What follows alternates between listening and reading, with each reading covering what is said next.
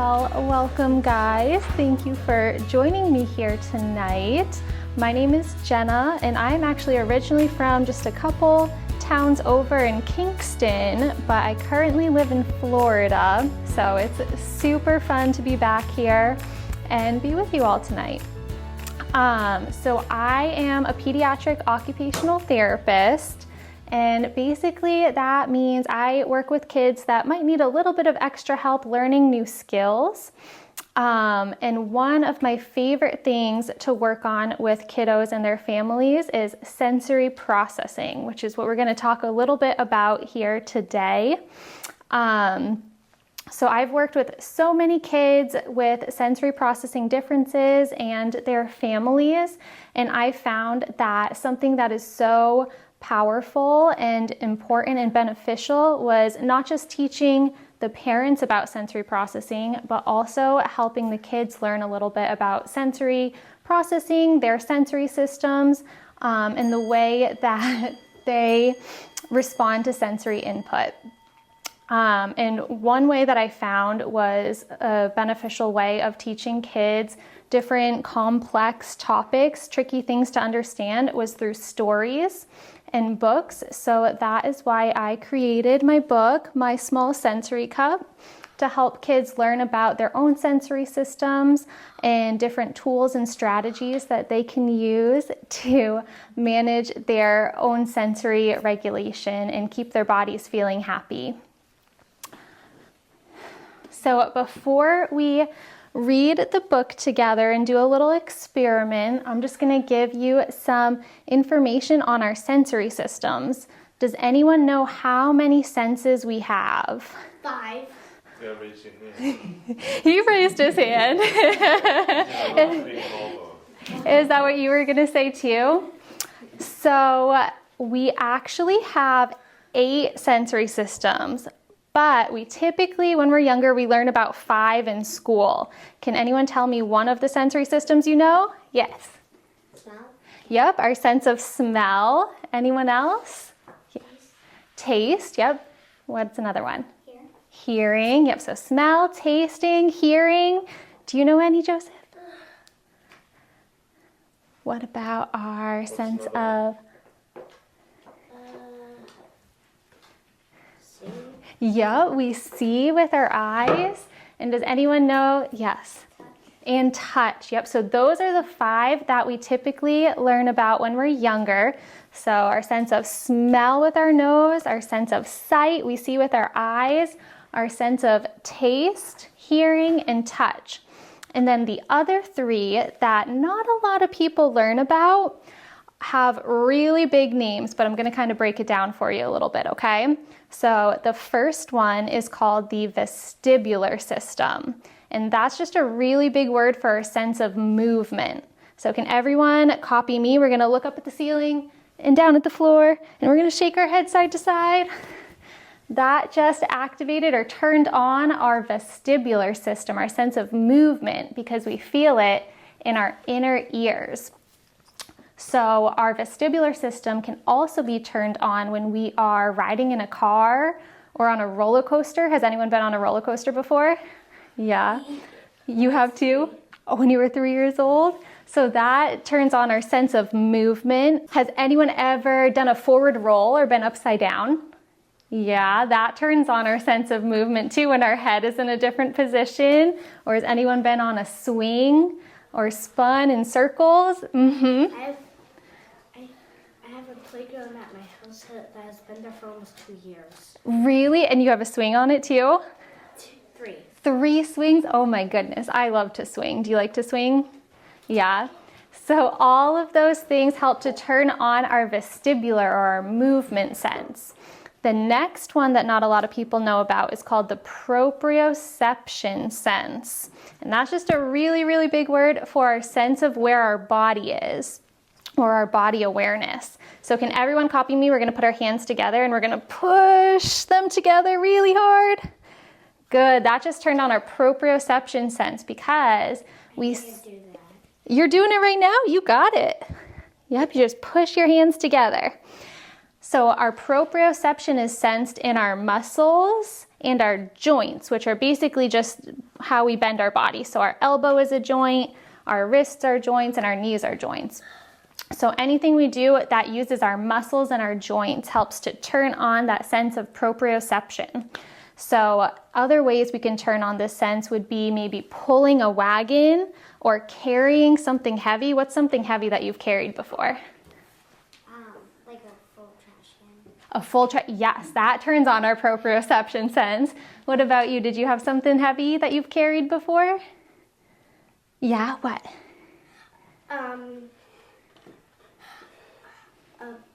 A box with 401 dominoes. That sounds super heavy. Over almost 7.5 pounds. Oh my goodness, that would turn on our proprioception sense too. Yeah, so what's something heavy you've carried? 5-pound weight. A 5-pound weight. Yeah, working out also turns on our proprioception sense. One of those in my bathroom. You do. And 5-pound weight. a 5-pound weight. Have you ever lifted it up? Uh-huh. Yeah. Was it heavy? No, not really. You are super strong. Yeah, sweetie. 2 jugs of milk. Yep, that would turn on our proprioception sense too. And so another word for all of these activities that give us that proprioception input is called heavy work, because we're doing heavy work with our muscles, right? All right, so another little task we're going to do to realize why our proprioception sense is so important. So wait for me, I'm going to show you something, then you're going to copy me, okay? You're going to close your eyes, and then you're going to touch the tip of your nose with the tip of your finger. Okay, go ahead and try. Good. Good. All right, now open, and then you're going to copy me again, okay? I'm just going to demonstrate first. You're going to close your eyes, and you're going to touch each fingertip to your thumb without looking. Go ahead. Good job. Okay, open your eyes.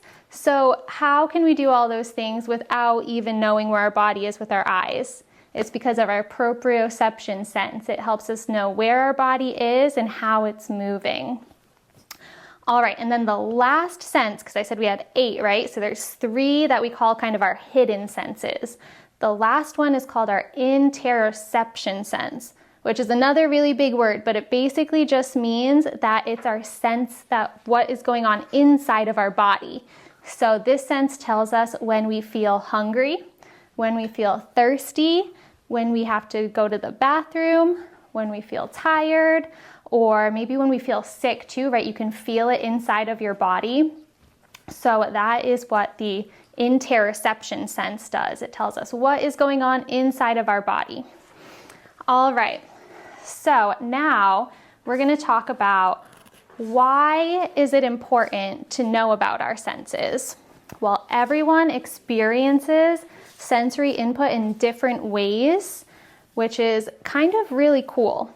So some people might be extra sensitive to sensory input, and we can think of them as having a small sensory cup. So what this might look like is if someone is extra sensitive, they might get really itchy from the tags on their clothes or from wearing certain textures of clothes. They might cover their ears or not like when they hear a train going by or when someone's vacuuming the room. All of those loud noises might really, really bother them. They might get headaches from bright lights in the room, or they might not be able to pay attention if there's a lot of things going on around in the room. So we can think of them as being extra sensitive to these sensory experiences and having a small sensory cup. Yes, did you remember your question? What was it? My cat stays up a lot. Oh, your cat stays up a lot at night? And does he move around a lot? Yeah. All right, and now we talked about the people who have a small sensory cup, right? Who are extra sensitive to some sensory inputs. And then there's people who have a big sensory cup. So these are the people that we say seek or whose bodies want more and more and more of all the sensory input. So that might look like someone who is always hanging upside down or running back and forth or spinning around in circles.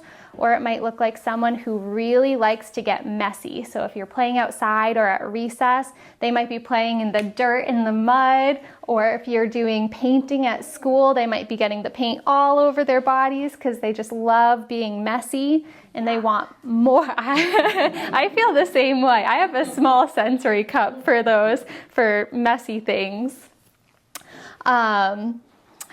But yeah, so it might look like someone that wants more and more and more of the sensory input, and it might have a hard time sitting still for when it's time to eat dinner or when it's time to pay attention in school. Your body might just be telling you, I want more and more and more. I need to move, or I need to fidget with my hands.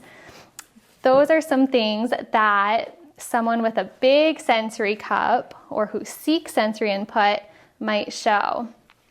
All right, so before we read the book and do our little experiment, I just want to say that, again, everyone has different sensory experiences and it experiences sensory input in different ways. And so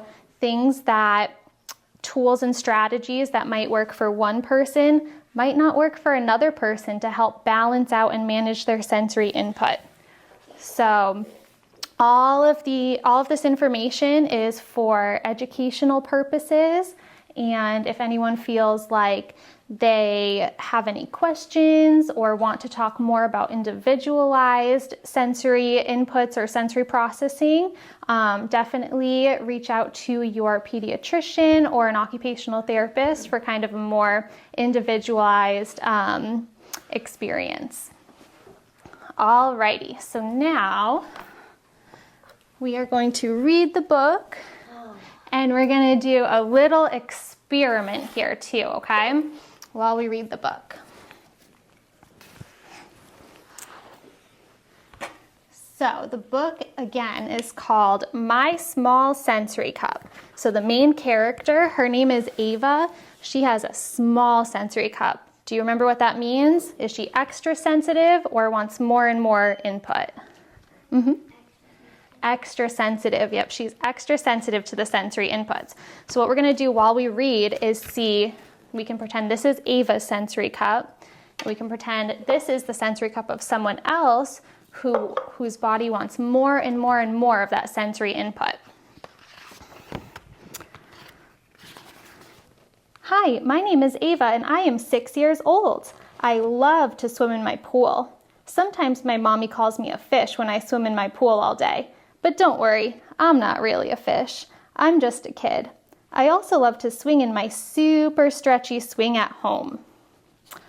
Oh, and another thing about me is that I have a small sensory cup. My OT says that means my body is extra sensitive to some sensory experiences. Come spend the day with me and I'll show you how my sensory cup works. I got super good sleep last night and woke up with an empty sensory cup. You can see our sensory cup right here. Score! Sometimes if I don't get good sleep, my sensory cup doesn't empty out all the way by the morning. This can make me feel grumpy for the next day. Does anyone ever feel grumpy in the mornings? Sometimes, and tired, yes. Sometimes I do too. Never? You're always wide awake? That's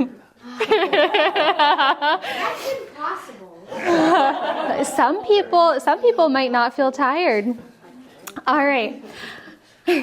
I go downstairs to eat breakfast and my baby brother is being so loud. It feels like he is screaming right into my ear. That adds a splash to my sensory cup. So we're gonna add a splash to Ava's sensory cup and we'll see what would happen if someone else has a bigger sensory cup. Luckily, right after breakfast, it's time for me to go to school, so I get to escape the loud kitchen. Mommy hands me my backpack, and Daddy is waiting at the door with my lunchbox. I give them both a hug and a kiss goodbye, and then I walk to the bus. I get on the bus and sit right next to Sam. He is nice and all, but he is always talking and moving around so much. Just sitting next to him adds a splash to my sensory cup. All right, so Ava gets another splash.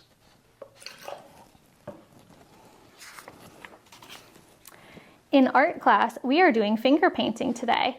I don't really like finger painting. It makes my hands feel sticky, wet, and yucky. But I don't want my teacher to be disappointed, so I followed the directions and get that yucky, messy, sticky paint on my fingers. This adds a big splash to my sensory cup. Give her a big splash. After art, it's time for math. I like math. Today we are in groups, and my group is sitting in the back of the class. I try to pay attention, but there are so many people talking and moving that it's hard for me to concentrate. My sensory cup starts to get more full. Is it hard for anyone else to concentrate if there's lots of other people talking and moving around? A little bit. Never? Oh my gosh, that's awesome. All right, next it's time for lunch. My daddy packed me a peanut butter sandwich with the crust cut off and my favorite circle crackers. But I'm not feeling hungry when we get to the cafeteria. There is so much noise and so many people moving around, not to mention lots and lots of smells. 2 splashes get added to my sensory cup during lunchtime. Got 1, 2. It's getting super full, right? But look at the big sensory cup. Is that one getting full? No. All right, we line up for recess and I'm standing in front of Sam. I think he's excited to go to recess because he is moving around so much that he has bumped into me 3 times and his arm just brushed against my arm. Ouch! My arm gets really itchy after he touches it. That adds a splash to my sensory cup too. Oh.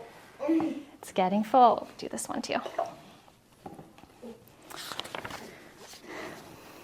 All right.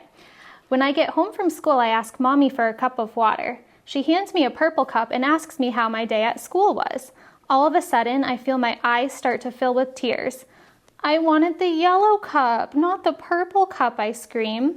I start to cry. I throw the cup and drop down to the floor. Mommy tries to help me up, but I don't want to be touched, so I kick my feet.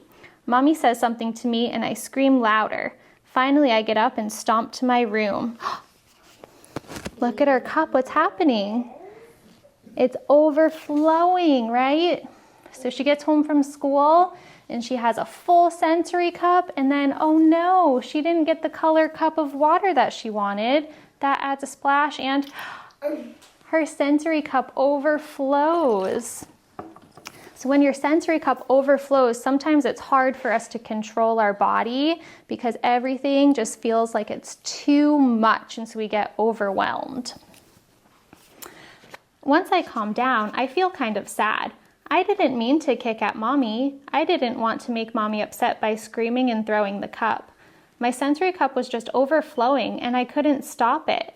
It is hard to control my body or calm down when my sensory cup starts to overflow. Mommy comes into my room. I'm sorry, Mommy. I didn't mean to kick you or throw the cup, I say. I tell her about everything that happened at school. She accepts my apology. You are having big feelings, she says. Your sensory cup was so full from everything that happened during the day, and you didn't have many opportunities to empty it. She tells me she will always love me, no matter what. This makes me feel better. Mommy and I make a plan for the next time, so that I have the tools to empty my sensory cup when it starts to become too full. Now that I have the tools to empty my sensory cup, let's rewind this day and see how the tools can help me. All right, so remember, her day at school, she had all of these sensory experiences adding splashes to her cup, right? But now she has tools and strategies that she can use to help empty her cup during the day or have less splashes added to it. So let's see how her day turns around with using these tools. We're gonna rewind. Rewind. All right, here we go. I got super good sleep last night and woke up with an empty sensory cup. Score!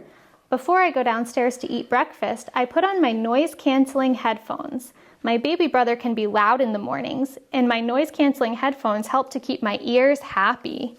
Do you see she has her headphones on now? I walk downstairs and sit at the table to eat my cereal. The bright lights in the kitchen add a small splash to my sensory cup, but not the big splash from the loudness that she heard earlier, right? So we're gonna add a small splash. It's just tiny. It is tiny. Here, I'll do the other cup too. Small splash. What? That's triple. Triple. It's way bigger, right? All right, I keep my headphones on for the bus ride because the bus can get loud with everyone talking. The bus is full and I can still hear people talking, but it's not as loud when I wear my headphones.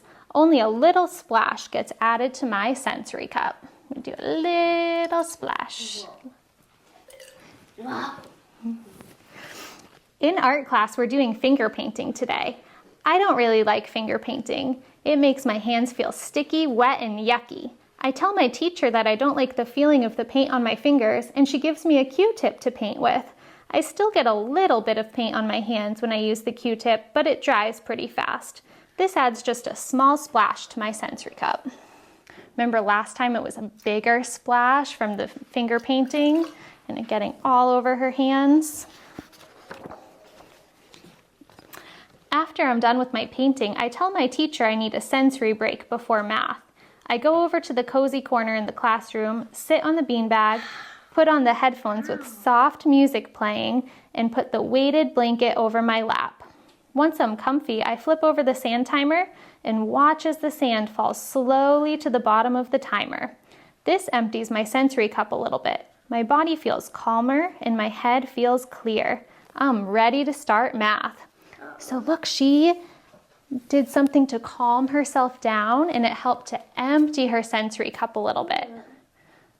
Sun's hurting my eyes. Oh, do you want to move over? You can move right here, or if you want to move over there in the shade too. You could sit back in the chair you were just sitting in, there was no sun there. What do you think? You want to move this way? That's fine. Okay. I love math class. I ask my teacher if my group can sit at the front of the room so that I'm not as distracted by everyone else. We are in groups, so there is still a lot of people talking all at the same time, but it's easier to focus when I'm at the front of the room. A small splash gets added to my sensory cup. Look, she's able to focus better, right? Because she's at the front of the room and doesn't see everyone else moving around. So we're gonna add a small splash to her sensory cup. All right. Yay, it's lunchtime. I can tell that I'm so hungry because my stomach has been rumbling since the start of math. Daddy packed me a peanut butter sandwich with the crust cut off and my favorite circle crackers. I put on my noise-canceling headphones because the cafeteria is always loud and crazy. My headphones help with the noise, but there are still a lot of smells that make my nose feel overwhelmed. A splash gets added to my sensory cup during lunch. Yes. In my school, my lunchroom is always loud. It's always loud. Does that add some splashes to your sensory cup too? No. No, you don't mind the noise? Yeah, because you have really good hearing, you said, right? Yeah. All right, after lunch, I ask my teacher for another break. My teacher tells me she has a special job for me. She hands me a box and asks me to bring it to Miss Caroline in her classroom. The box is heavier than I expected it to be. I wonder if my teacher knows that carrying the box is giving my muscles heavy work, helping my body stay calm. This empties a little bit from my sensory cup. She gets to empty a little bit from her sensory cup again because she's using a strategy. All right, we're almost done. I find my class after bringing the box to Miss Caroline. They are lining up for recess. My teacher asks me to be the line leader while we walk to recess. I walk to the front of the line and take my place as line leader in front of Rachel. When we are walking to recess, Rachel bumps into me a few times, which adds some splashes to my sensory cup. So we're gonna add a few splashes to the sensory cup. Does it add splashes to your sensory cup if someone bumps into you sometimes? That never happens at my school. Oh, no one ever bumps into you? Oh, well, that's good. Well,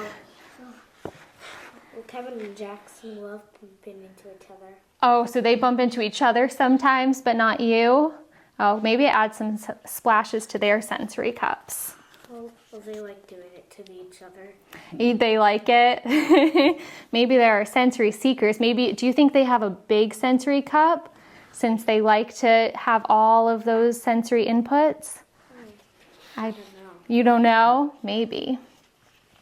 All right, we finally get to the door to go outside and my teacher asks me to hold the door for everyone. I know this is more heavy work that will help my sensory cup a little more and keep my body feeling calm. So she gets to empty it a little bit more.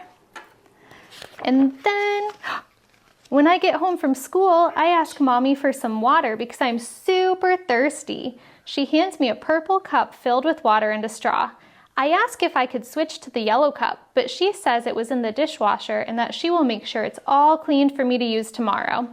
I'm a little disappointed because yellow is my favorite color, but at least I can use the yellow cup tomorrow. Does anyone remember what happened last time when her cup was full and she got the wrong color cup? Her sensory cup overflowed. It overflowed, right? And she couldn't tell her mom what she wanted, right? She just started to break down because it was in cry because everything was too much for her. But this time, her sensory cup isn't full, right? So now she's able to use her words and tell her mom what she wants and understand. What is that? Oh, we're gonna find out. Is that an onion? It kind of looks like one, huh? It's a stretchy swing. It was a busy day at school and my brain feels like it needs a little break before I talk to Mommy and Daddy. I go to my playroom, turn on some soft music, and get into my sensory swing. This helps to empty my sensory cup some more. So that stretchy swing is a tool she uses to help calm herself down and empty her sensory cup some more. And now it's almost empty, right? It's not overflowing anymore. I feel so calm after swinging and listening to music. When I go back downstairs, I tell Mommy and Daddy all about my day at school. All right, the end. And then in the back of the book too, there's some workbook pages for people to think about their own sensory cups. If it's big or small, what are some activities that add to your sensory cup and help to empty it and calm our bodies down? Can anyone raise your hand if you think that you have a big sensory cup? Your body wants more and more and more of all of that the sensory experiences. You guys have big sensory cups? Does anyone here think that they have a small sensory cup and they're extra sensitive to different things? Mom does? I do too. Yeah, do you have a small sensory cup too, you think? I'm itchy. Oh, you're itching, okay. All right, what are some things that help to empty your sensory cup when you are feeling like everything is too much? What are some things that you guys do to calm down? Yes. Watch TV and play video games. Watch TV and play video games. That helps to calm your body down. Does anyone else have anything that they do? I lock myself in my room and listen to music. That can help to be calming too for some people. Are you just itching? Do you have something? When I cry. When you cry, that helps to calm your body down? No. Oh no. Or do you cry because your sensory cup is too full? Yeah. That's what a lot of people do too. I get a drink. You get a drink? Taking a drink, drinking some water, or even drinking through a straw can give your mouth heavy work, and that can help to calm us down too. Yes, sweetie? I like to read a lot. You like to read, and that helps to calm yourself down? Me too. Yes? Sometimes I unlock the door of Emerson's locked door, and I listen to music with her, and sometimes we pass a ball around. Oh, and that can help to calm your body down and empty your sensory cup? That's a good one. Yes? Why is that there? Oh, you know, I think it's from that cool pattern on the window. It's making it rainbow. Oh. That's cool, huh? Yeah. Awesome. Well, those are all great examples. Can anyone think of something that adds to their sensory cup? What's an activity that adds some splashes? Yes. When my brother screams and yells before I can talk. That would add to my sensory cup too, loud noises. Anyone have anything else that adds to their sensory cup? Yes. Reading? Waiting. Oh, waiting can be frustrating sometimes, huh? That could add to your sensory cup for sure. Yes. Sometimes listening to her talk. Listening. Sometimes if your ears don't want to hear anything. Sister versus sister. Yes. Sometimes my sensory cup is filled when I listen to her say things like that. That is fair. All of these things, even if it's funny, it's very true. We've got a whole lot of empty, full cups. A lot of full cups at home. She gets mad at me for ignoring her when she is telling me something I don't want to know. Okay. So you can always tell her too. You can say, my cup is too full right now. My ears don't want to listen to anything else, but maybe later I'd love to hear that. Ice cream always works too. Yeah. Ice cream too. Oh yeah. Well, awesome. Thank you guys so much for joining me tonight. Does anyone have any questions at all on sensory processing or sensory cups or anything else? All right, well, that is the end. Thank you all so much for coming. It was so nice to meet you all, and I hope you liked the book. Of course.